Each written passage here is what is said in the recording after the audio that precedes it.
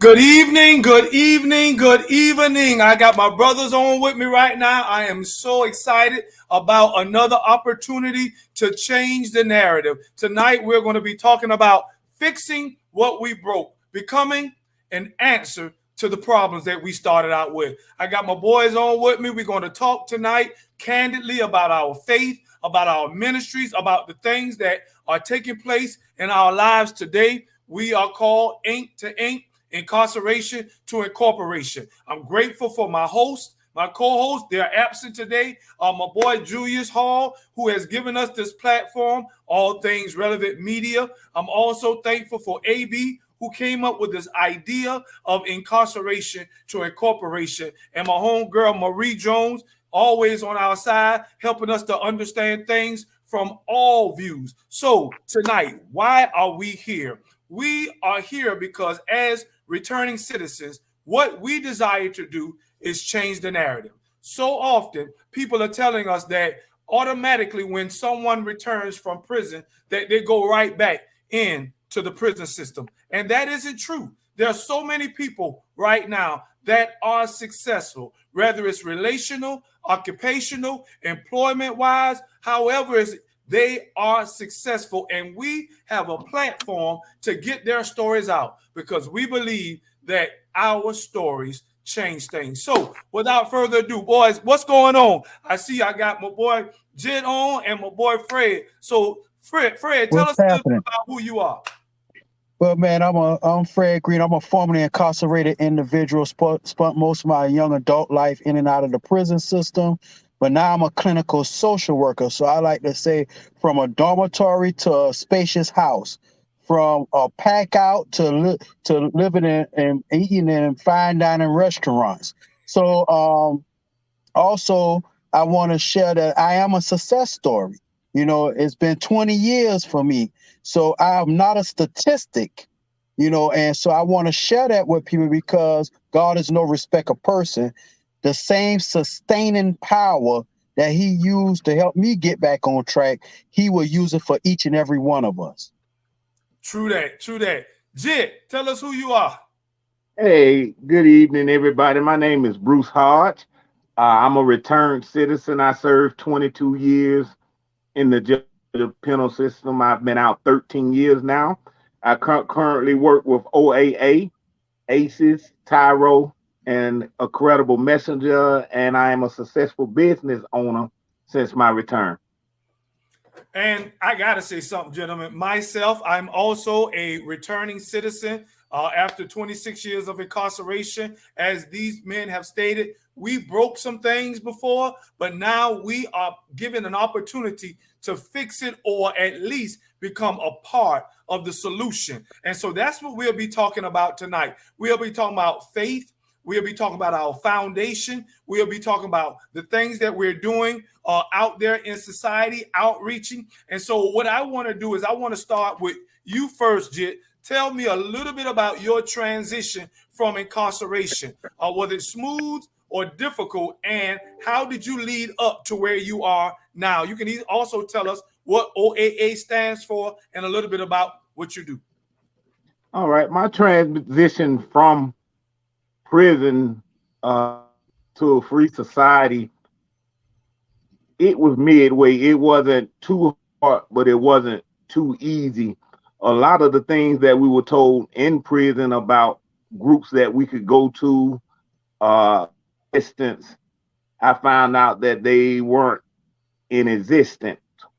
Uh, Finding a job after having no history, that was a struggle. And just dealing with my psyche, just the trauma of doing so much time and coming in at a young age and coming out as a middle-aged person, that in itself was a hurdle. And I started dealing with reentry prior to my release. Started mentoring. I had a lifeless mentoring program at one of the institutions that I was in, and my mind state was, well, let me back up. My transition came when I finally gave up on trying to do things myself, when I broke down in that cell one night and dropped those crocodile tears, and I told God, I can't do this. I done tried it with the money. I done tried it with trying to finesse this or finesse that. I can't do it no more. And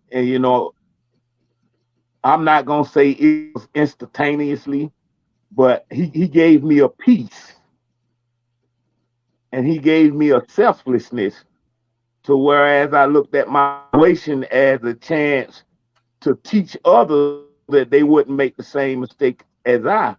And I looked at it, maybe I was there so I could reach another young brother and tell him, hey man, look, I got a life sentence. Don't be me. And so, and working with brothers in now, being a baby in God, a baby in Christ, I grew up in the church, but I really didn't understand the Bible or understood the powers of God. I looked at it, the Bible was just a book of stories. But when he showed me and his blessings and his grace start manifesting in my life, that's when things started to change. Because first he changed my heart, and then he changed my mind, then he changed my walk. I like that. Let me start right there. First, he changed your heart, then he changed your mind, and then he changed your walk. I like that process, and I want you to flush that out a little more. Well, and so I'm going to give you an opportunity to get them thoughts ready. First, he changed your heart, then he changed your mind, and it followed through your walk. But while you're getting yourself together, I want you, Fred, you come in and tell us a little bit about what's going on. And while you're telling us, I want to give a shout out to Tisha Fulton all the way in Las Vegas. She's listening in. And Marie Jones, our co-host, she's telling us good afternoon, everyone. She loves what we're doing right now. So Fred, tell us a little bit while he gets his thoughts ready. Tell us who you are and what you're doing, your transition, and also your foundation. My transition was it was difficult. I came home in 2000. There was no programs that I knew of, I would say, but I didn't think it was any programs that was available for returning citizens. The perception out here was that people who got out went back. So I was on a mission to change that perception because later on I learned it is public perception that drives public policy. So the laws and the things that keep people in prison or the criminalization, especially of people of color, is because of public perception. So I thought prison was a badge of honor, to be honest. Everybody I grew up with in the neighborhood had been to prison. People prepared me for what to do when I got to prison. So I thought it was a badge of honor to go to prison. I wanted to get my rep up, and after a while, like the brother said, while in prison, I met that experience. I had that conversion experience. And when I cried out to God, he changed my whole thought process. I came home with that same thought process, and he gave me strong drive and determination. And my adage was, if I could take what I learned in the streets, the same hustle, the same drive that I had in the streets up before the sunrise first to hit the block, I could take and apply that to my new life. And that's what I did. I used that same drive. Sometimes I worked 21 hours a day. I lied on application because during that time it was no ban the box. Ban the box hadn't hit here yet. So it was no opportunities for justice impacted people. So even to go to school, you couldn't go to school. You couldn't get FAFSA. You couldn't get you couldn't get food stamps. You couldn't get anything to help you. So I had to lie on everything. And I said, if they catch it, they can't take the knowledge from me. Now, I'm not advocating for you to do that because you don't have to do that yet. People like Julius, people like this brother, people like myself, we're out here, boots on the ground, opening up doors of opportunity. And I just want to encourage everybody, the support is here. You never seen a podcast that was full of justice impacted people. Right now, I'm working with Savannah Technical College, who got a $4 million grant. Well, let me back up. I kept driving, kept going to school. I stumbled up on a master's in social work. All right. Through that master's in social work, it trumped my record. Education is the currency. Education is the equalizer. So I was able to get into places. I even had a job offer that was based off of my background with the city of Savannah. So the doors that God would open up for you, no man can close them. Now to answer your question, Julius, I work with Savannah Technical College. We're going into prison. I was in Coastal yesterday. We're going into prison, working with instructors to teach people welding, logistics, and manufacturing, and providing a year worth of support for you for individuals that's incarcerated once they get out. So we going in the tank, formerly incarcerated, ex-convict, going in the tank. I'm walking off in the dormitories, encouraging brothers to sign up for logistics, welding, and manufacturing.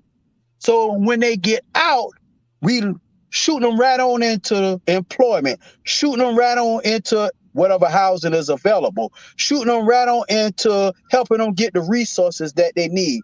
And I always emphasize to the brothers, none of this was here. Or when have you been in a camp in any chain gang, especially in Georgia, where you see civilians walking around? And I'm in there with my brims on, Julius, walking around talking about they providing programming for you. So the restorative justice model and approach, the needle is being moved, and we need all boots on the ground to help with that so that we can continue to help brothers be successful. Okay, now this way you come in, Bruce, and right now I want to give a shout out to Fred because today is Fred's birthday. So shout out to you, bro, for spending this time with us, just to share what we got going on. Bruce, right now you doing the same thing in Atlanta, what Fred is doing here in Savannah. So you started out by saying he changed your mind, your heart, then he changed your mind, and then it followed now in your lifestyle. Let us know what you're doing as well. All right. When I said God changed my heart, changed my mind, and changed my walk, he put a love of self in me. He changed my heart to where I love myself. And once I started loving myself, show that he allowed me to love myself, I was able to love the Lord. I was able to appreciate. Oh, man. Is he freezing up on us? Oh, okay. Forgive us for the technical difficulty as we get Bruce back in. Fred, Tisha says Mhm. happy birthday, and she Uh, says amen. You That got that right. You got. and Are you back in with us now, Jit? yeah, Okay, you froze up for a moment. Go ahead. yeah, I didn't want to let God down or let myself down. So he changed my mind state. So my focus wasn't on trying to hustle and money, even on in the prison system.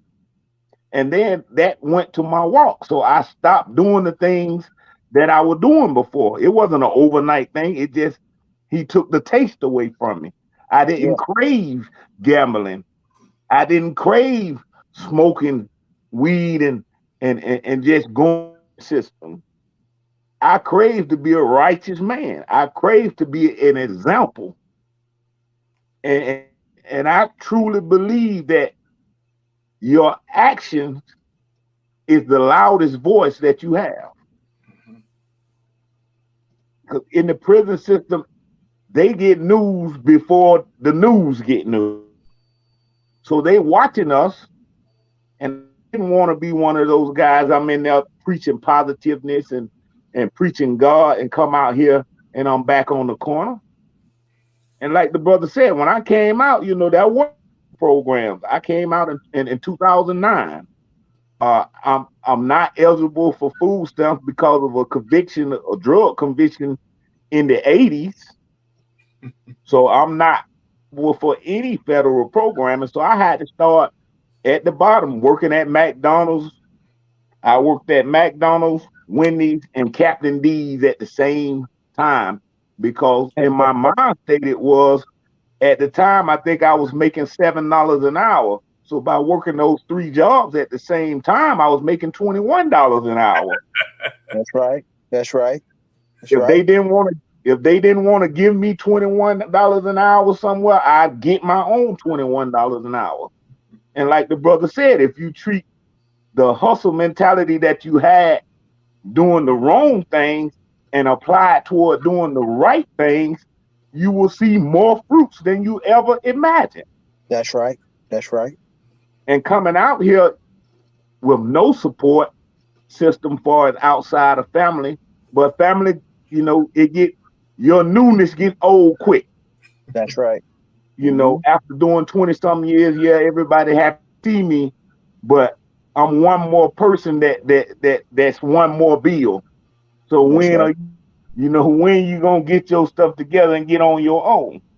That's right. So I didn't want to Quickly. be a burden on anybody. So I focus on work, and I met a lot of positive brothers on the inside that I consider closer than my biological family, like Julius and Greg Washington and uh, a lot of brothers that helped me spiritually.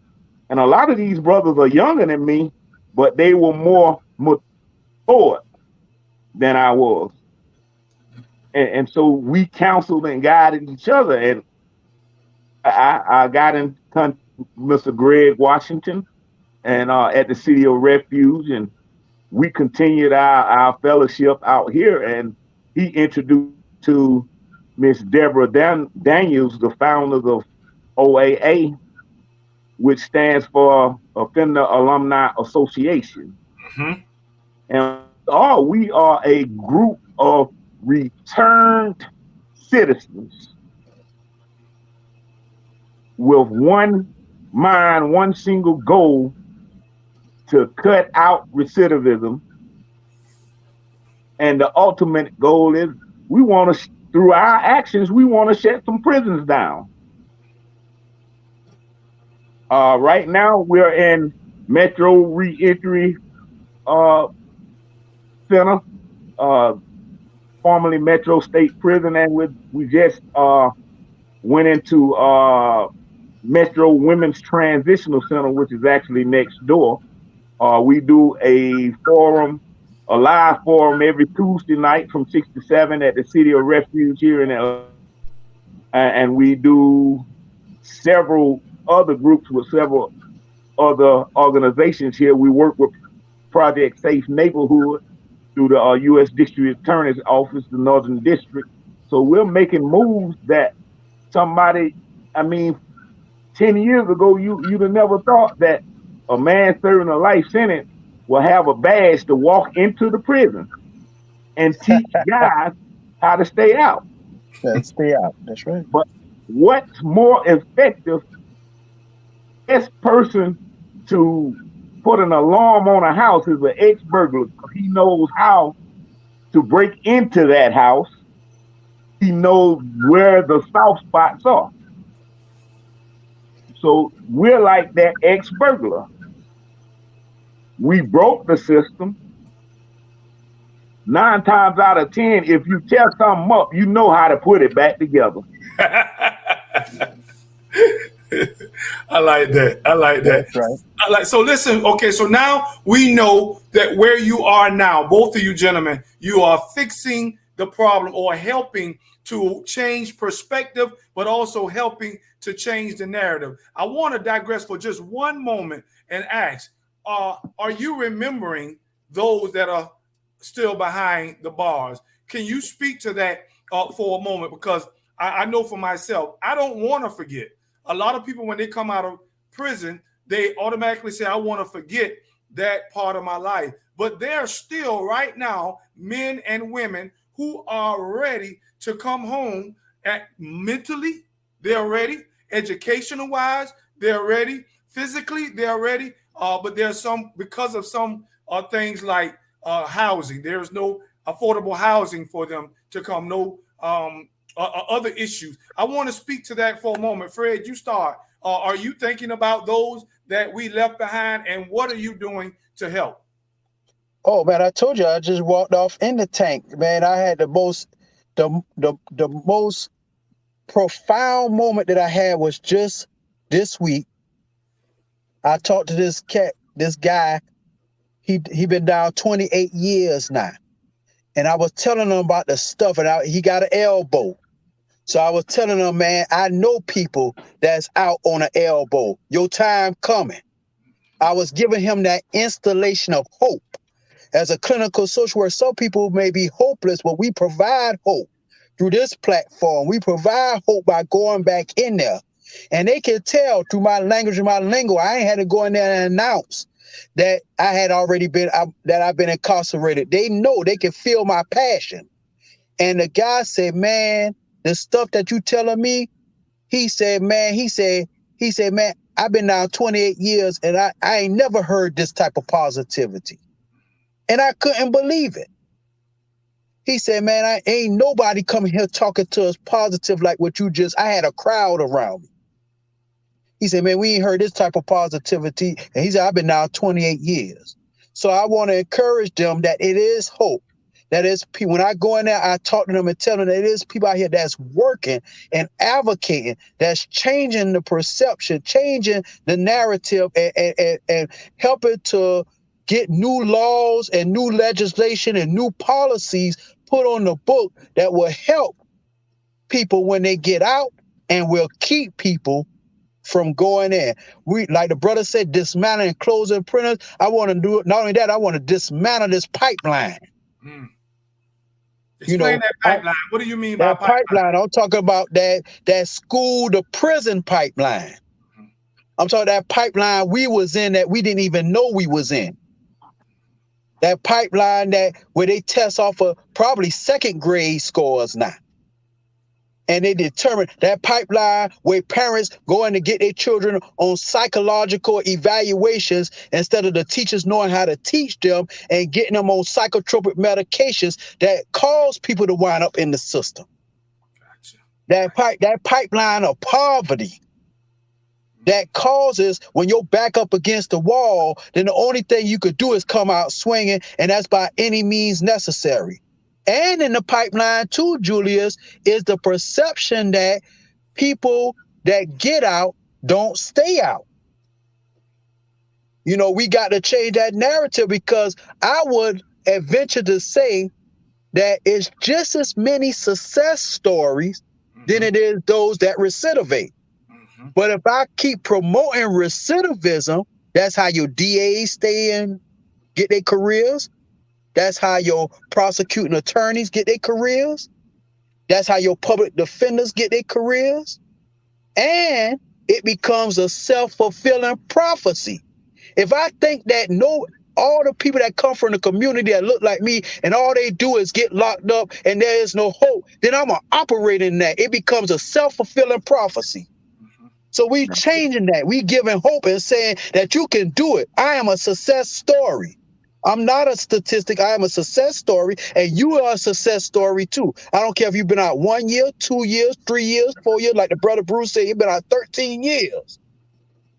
It's people that believe that nobody don't be out 13 years. And it's people that got the power, to the decision-making power, who believe that. No. We say no longer. We say there's just as many people that are successful faces and voices of reintegration.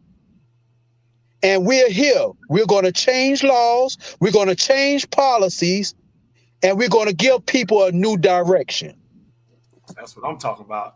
Bruce, I want you to weigh in on that. Tell us an event that when you went back into Metro, what was a profound moment for you when you went back in Metro or when you helped some of the brothers that have come out and you saw a transformation in their lives? Tell us a story.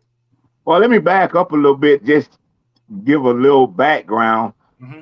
I am the father of an incarcerated as well. Okay. My son is serving 40 years straight.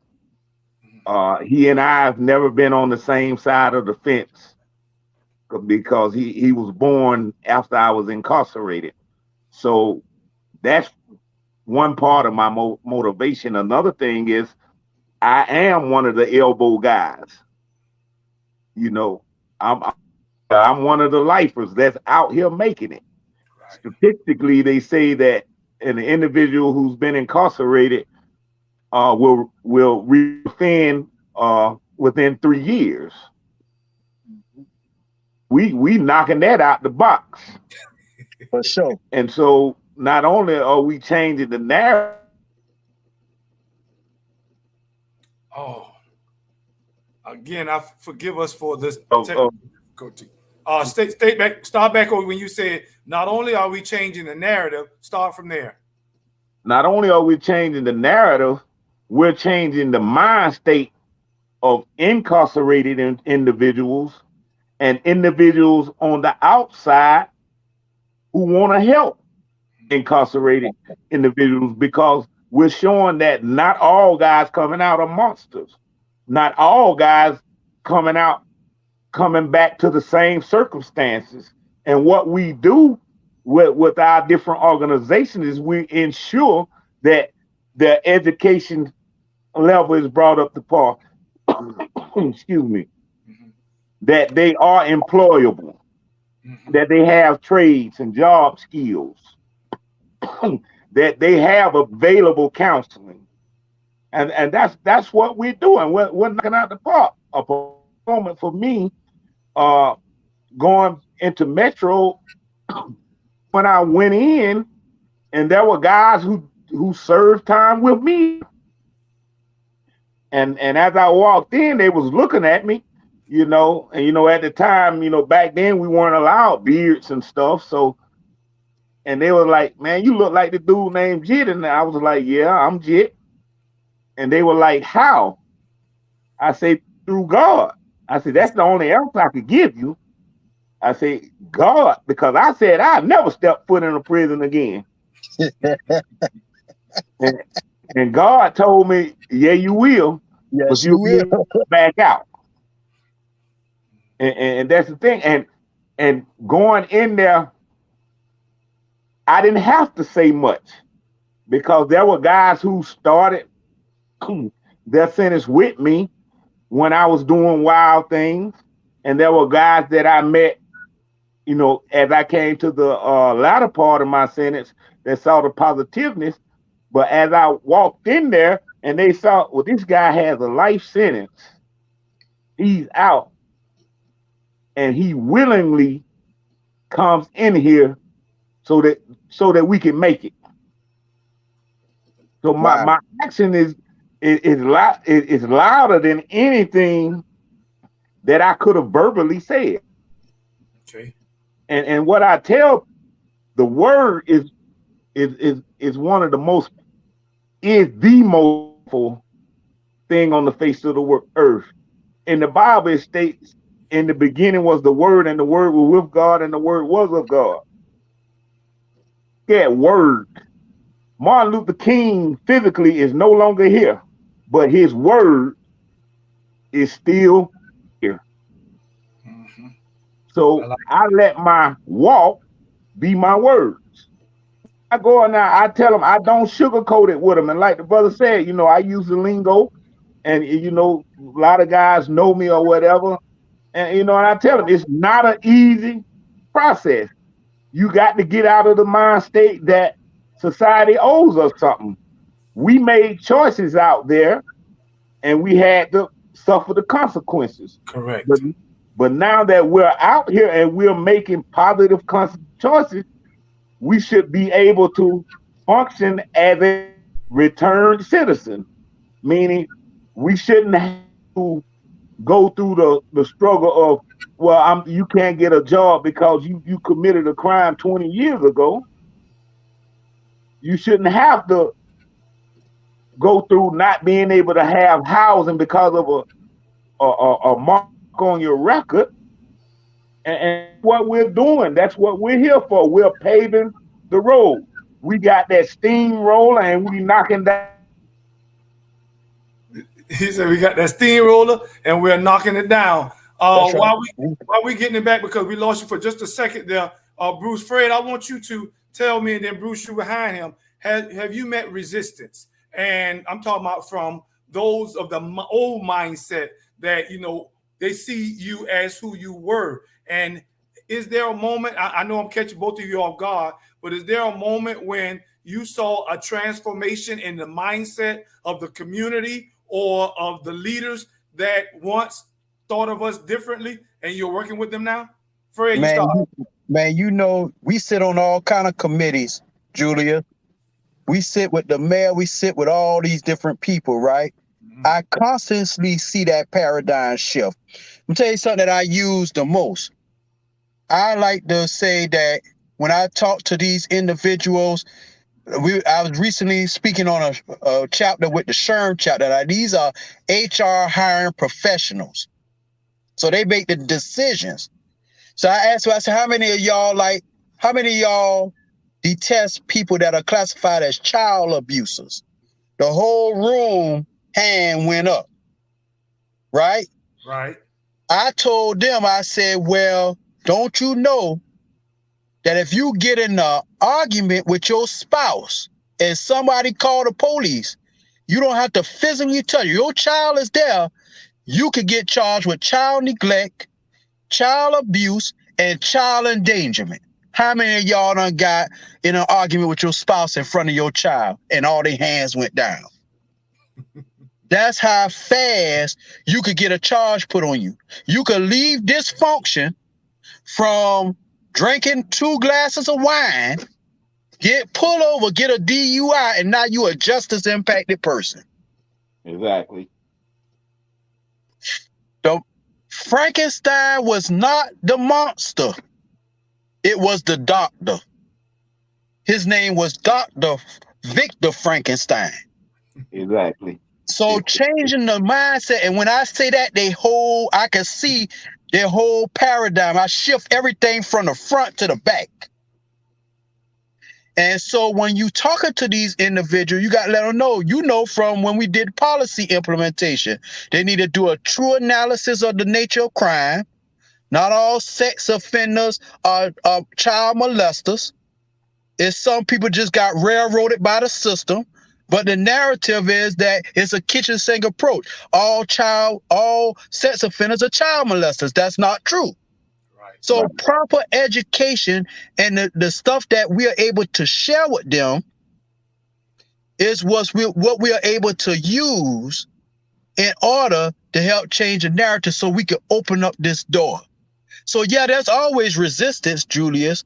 But just like a real home invasion, we doing it on the other side of spectrum. We doing home invasions. We kicking in doors. We opening up doors of opportunity. If they don't want to open up the doors of opportunity, we jumping through the windows on them. And let me share one more thing with you. I'm gonna share something I just got. I was in Coastal State Prison. So today I just got this award. I didn't know I was gonna get this award. Mm-hmm. Right? This came from Savannah Technical College. Everybody could see it. The reason why I got this award is said for exemplary service. While going to a dormitory to get a person out that didn't come to one of our participatory, he was in the logistic program. We went in, I was going down in the tank to get him out. A guy came out the dorm with a metal object and was just going at his arm, cutting his arm. I'm suicidal and I'm homicidal. He was cutting. Me and another colleague, we jumped into action. Hey man, stop. Take a deep breath. It's gonna be all right. My mama, my wife won't answer my calls, and my daughter just said she don't want nothing else to do with me. My stomach blowing up because these folks keep feeding me bread, and I'm on a gluten-free diet. Nobody ain't paying attention to me. No, stop for a second. I'm paying attention to you. Take a deep breath. Life, you can make it. You could do it. Come on, let's walk the medical. My colleague, she had worked in the prison 15 years. We talking this man. We was able to retrieve the item. Get him to medical. Get him on his medication so he could stable out. That's the installation of hope. Guess what? The whole compound watching us do that. So those that was in the compound that were resistant to the program, now they running up to me for the program. Okay, then. So that's from the inside to the outside. I want to say there is hope. Don't let nobody make you think that you can't make it in there or out there. Out here.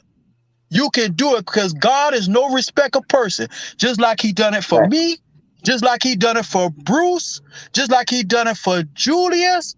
He wish above all things that you be in good health and and prosper, even as your soul prospereth. Exactly.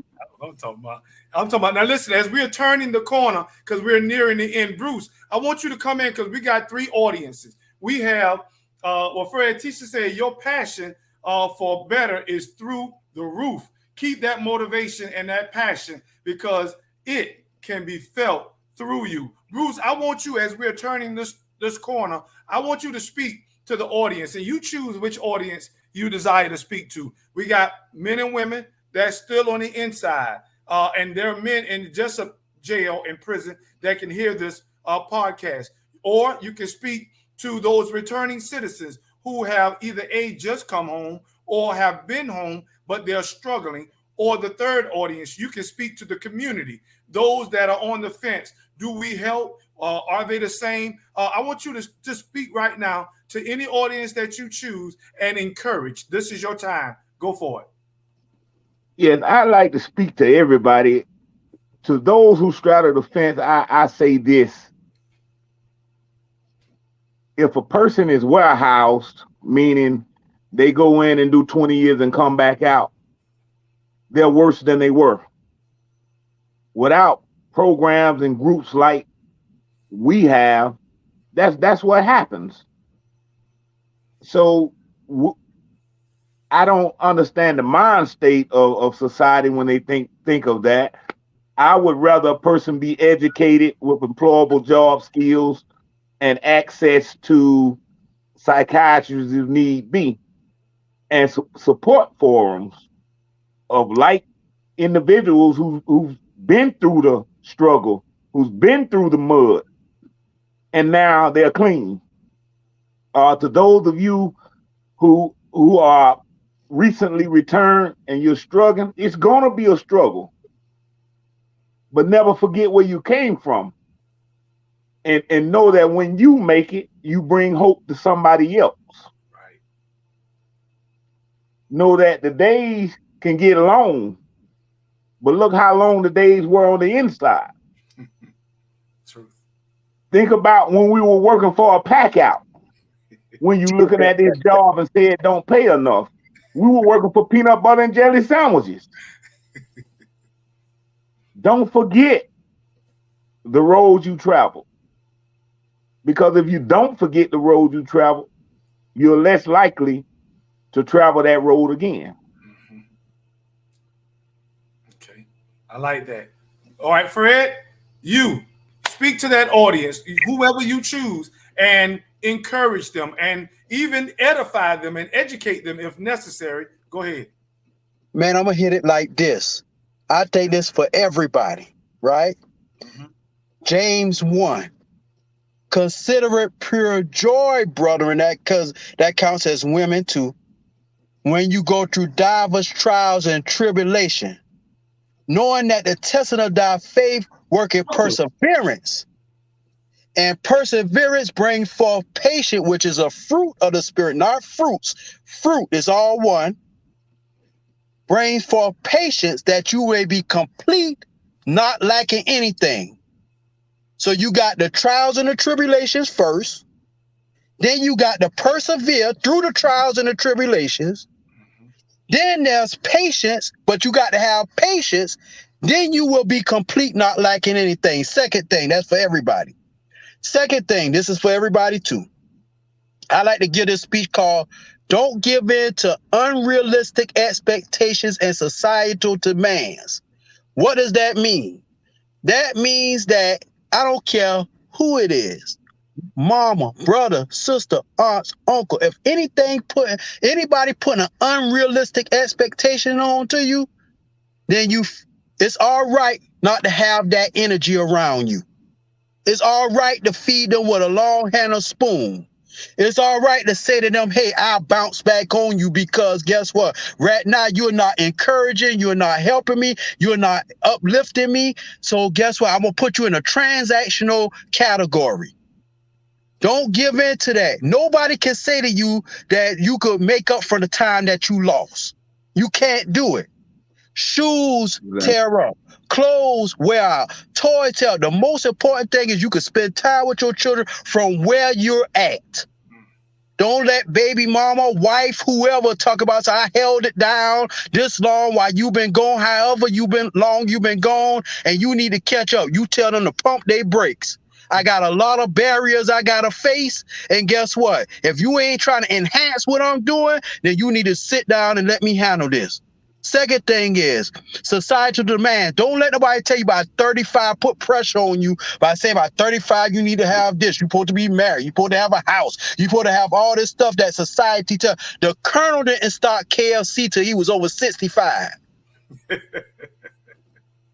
There is no telling when God will open up a door for you. I was taught in the streets, you stay down till you come up. You live without risk.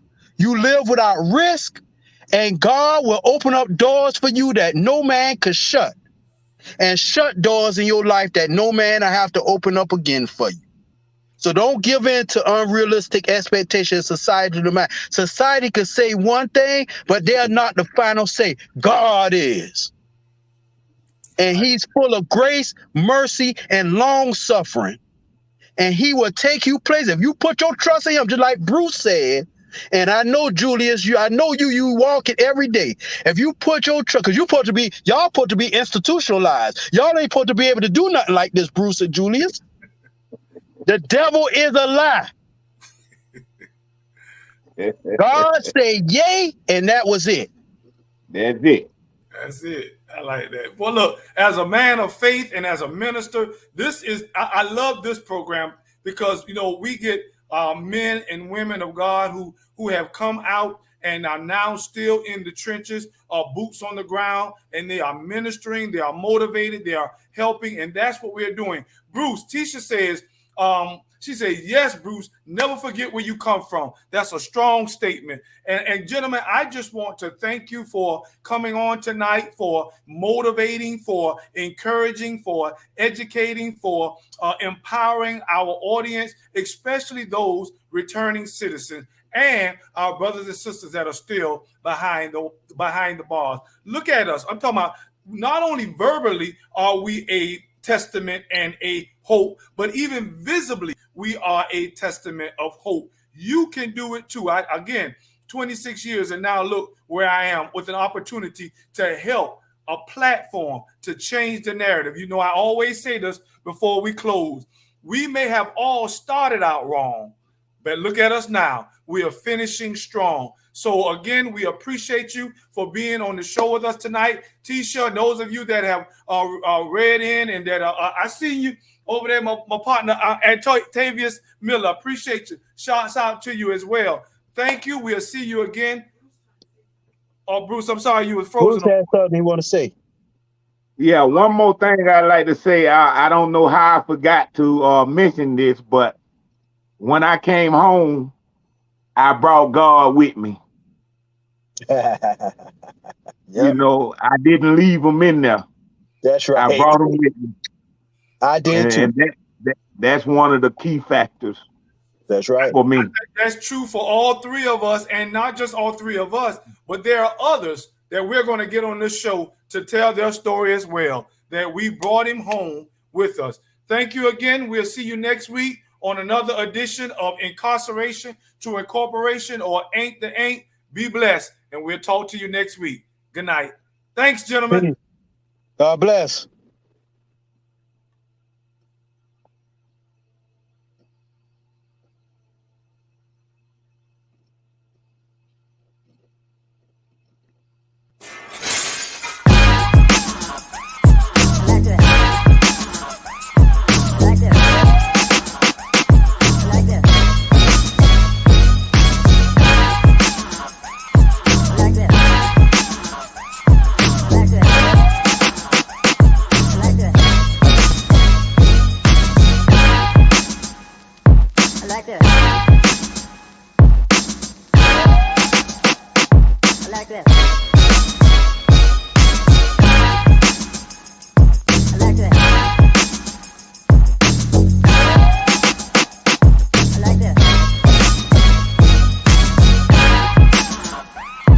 Like that.